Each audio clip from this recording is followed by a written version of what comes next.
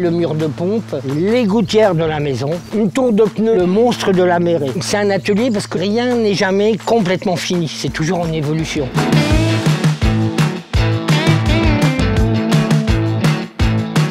L'histoire de mes parents, c'était l'après-guerre.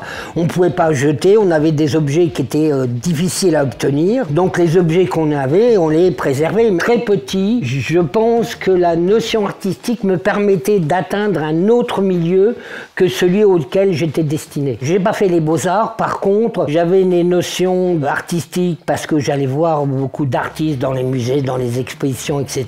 C'était l'époque du pop art, des nouveaux réalistes et en fait, l'avènement des couleurs et des matériaux modernes. Je peux être fasciné par une moisissure, un bout de bois, une fleur, une couleur particulière. Je trouve que les plastiques, c'est un matériau absolument génial. J'utilise ces matériaux, je les mets ensemble. Celui qui est derrière, c'est le dernier dodo. Ça, c'est un attrape-cauchemar. Ce truc est vivant. Le recycler, c'est aussi donner des nouvelles vies aux objets. Tel quel, c'était une grande bâche. Là, maintenant, c'est une espèce d'anémone plastique vivante. Il y a des gens qui me proposent de nouveaux matériaux. Je leur dis non. L'idée derrière, c'est qu'il y ait aussi une âme ou que c'est déjà un vécu. Et un vécu que je connaisse. Parce que je peux raconter l'histoire. Et c'est une des premières œuvres que j'ai réalisées ici. C'est ce que j'appelle le mur de pompe. Presque toutes, c'est des chaussures aussi que j'ai portées sur scène. Quand j'étais dans le groupe Raticide.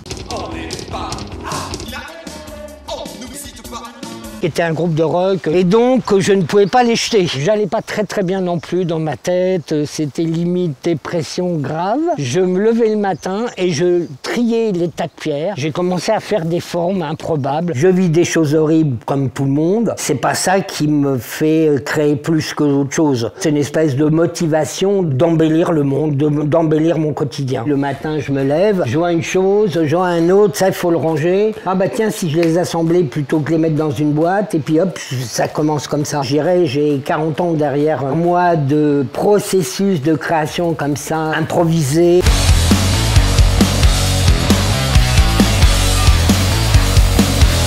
Ces performances à la meule, ça a été aussi des fois des spectacles, je les fais aussi de nuit, c'est encore mieux, parce que carrément, c'est un feu d'artifice avec les gerbes.